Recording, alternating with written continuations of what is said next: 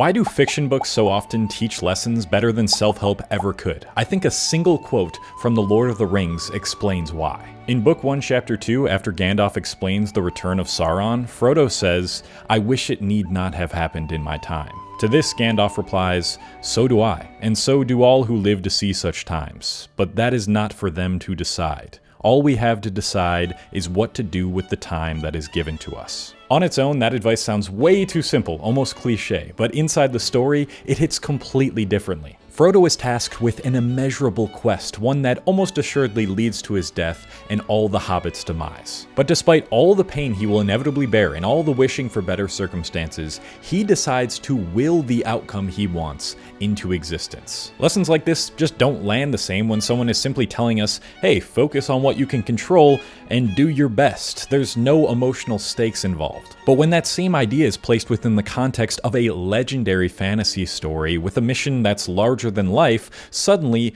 you feel the weight of those words. That's why fiction is so powerful. I'm on day 371 of writing my first novel, Echoes Across Infinity, which follows a 21-year-old named Elliot who lives in the modern world and develops the ability to see into a parallel reality. And just like Tolkien's work, it's going to be less about preaching lessons and more about letting you live inside them. If you want to get more updates on my novel before it releases, toss me a follow.